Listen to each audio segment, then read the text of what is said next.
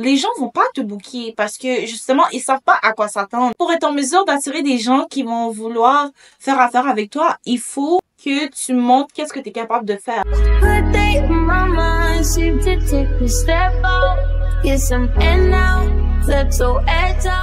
What's up guys, j'espère que vous allez bien. Alors aujourd'hui on est de retour avec une nouvelle vidéo de cette série qui est dédiée au marketing digital. Alors si vous n'avez pas regardé les vidéos précédentes où je parle de comment se lancer sur les réseaux sociaux, comment générer un revenu passif en ligne et comment monétiser ses passions grâce au marketing digital, je vous invite à regarder ces anciennes vidéos que je mets dans la boîte de description en bas. Dans la vidéo d'aujourd'hui, je vais également partager quelques conseils avec vous pour attirer vos premiers clients lorsque vous venez de commencer votre business. Donc la raison que tu as cliqué sur cette vidéo, c'est probablement parce que tu as de la difficulté à trouver des clients. Alors, je vais partager avec toi qu'est-ce qui m'a aidé justement à attirer des clients vers mes services et qu'est-ce qui m'aide justement à avoir des bookings. Il faut d'abord savoir que moi, de base, je suis une créatrice de contenu et il y a 2 ans, j'ai commencé à offrir mes services de photographie et de montage vidéo sur ma page One Pure Vision sur Instagram. Ça a vraiment commencé avec moi qui avait justement une passion pour prendre des photos. J'ai quand même un talent naturel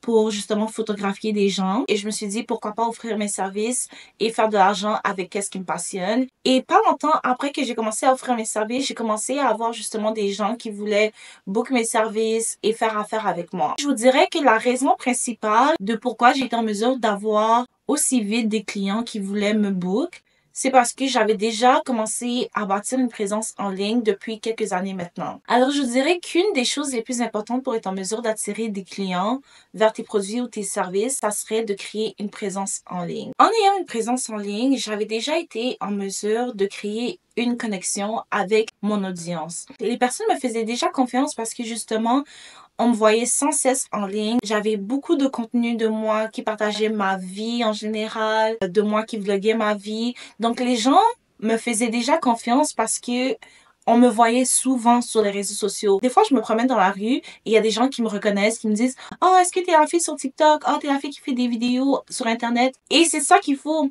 Il faut que les gens te voient pour te faire confiance. Et une fois que tu as quelque chose à offrir, les gens vont venir vers toi directement parce que tu as déjà été en mesure de créer cette connexion-là.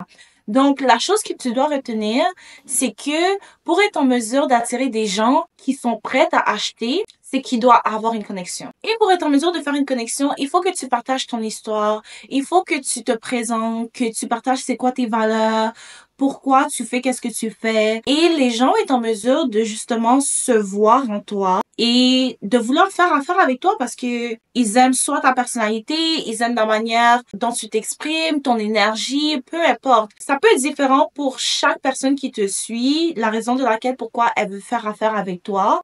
Mais la chose que tu dois retenir, c'est que pour être en mesure d'attirer des gens vers tes produits ou tes services, il faut que tu te fasses voir. Il faut que les gens sachent qui tu es et il faut qu'ils sachent qu'est-ce que tu as à offrir. En 2025, c'est un secret pour personne. Les réseaux sociaux est l'une des manières les plus faciles pour se faire voir et pour vendre quoi que ce soit. T'as pas le choix de créer du contenu. Il va falloir que tu sors de ta zone de confort et que tu commences à sortir ta caméra et te filmer. Si par exemple, tu as une entreprise et tu vends du maquillage, filme-toi en train d'utiliser tes propres produits sur toi. Fais des vidéos de Get Ready With Me. Fais des tutoriels de maquillage en utilisant des produits. Et inconsciemment, les gens vont commencer à se demander « Oh, c'est quel produit qu'elle utilise? » Ils vont commencer à te demander « Est-ce que tu peux m'envoyer la référence des produits qu'elle est en train d'utiliser en ce moment? J'aimerais ça l'utiliser dans ma routine personnelle. » Et tu vas être en mesure de pouvoir leur donner la référence. Et juste comme ça, tu auras une vente. Moi, quand j'ai commencé à justement promouvoir mes services, qu'est-ce que je faisais? C'est que je prenais des photos de mes amis et je les postais sur ma page.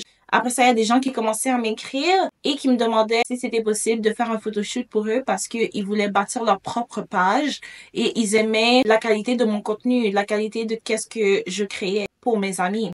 Et c'est de cette manière-là que j'ai commencé à avoir mes premiers clients.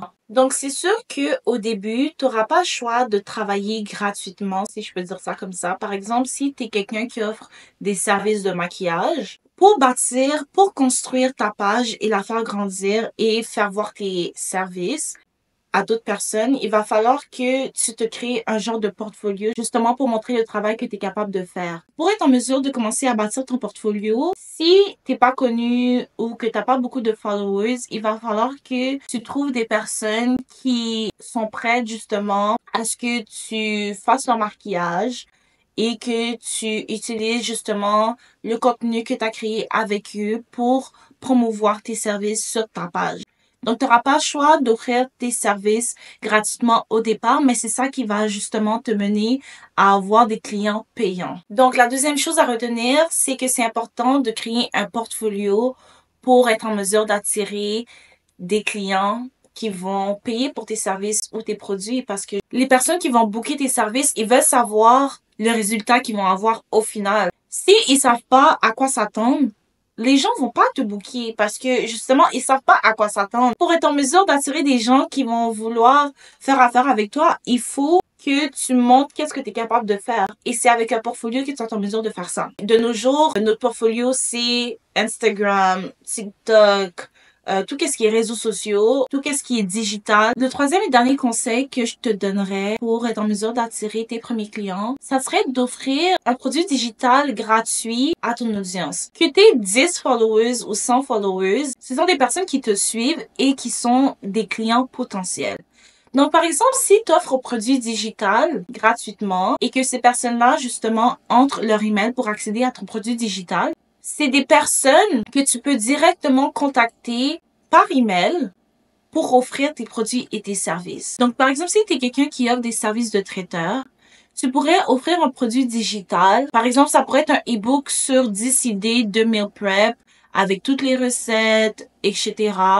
pour être en mesure justement d'aider quelqu'un qui est intéressé par la restauration ou qui veut mieux manger, manger plus santé, peu importe. Tout ce qui touche à la nourriture, ça peut être un sujet de e-book que tu pourrais offrir aux personnes qui te suivent. Donc, une fois que tu offres ce produit digital-là et que la personne se procure le produit digital gratuit, la personne est obligée d'insérer ses informations personnelles pour recevoir le produit digital. Donc, qu'est-ce que ça fait? C'est que une fois que la personne a inséré ses informations personnelles, donc son email ou son contact, ça fait que maintenant tu possèdes ces informations-là et tu peux l'utiliser à ton avantage par la suite pour justement faire la promotion de tes services ou de tes produits. Et tu pourras utiliser le email marketing pour promouvoir directement à cette personne-là qui est intéressée par ce genre de service ou par ce genre de produit. Tu as encore plus de chances justement de faire des ventes parce que tu sais que la personne qui a rentré ces informations-là, elle est intéressée par ce genre d'affaires-là. C'est juste qu'il va falloir que tu promouvoies tes services de manière constante pour être en mesure de finaliser cette vente. Alors, c'était les 3 conseils que j'avais à vous donner aujourd'hui. Et qu'est-ce qui est le plus important à retenir, c'est que tu ne peux pas avoir peur de parler de qu'est-ce que tu as à offrir. Parce que si tu ne parles pas de qu'est-ce que tu as à offrir, les gens ne sauront pas justement que tu as quelque chose à offrir. Alors, si vous avez des questions, n'hésitez surtout pas à me les poser en commentaire. Et si vous avez d'autres vidéos que vous aimeriez que je fasse sur le marketing digital, laissez-moi savoir en commentaire. Et on se reverra dans une prochaine vidéo. Merci d'avoir regardé jusqu'à la fin. Bye!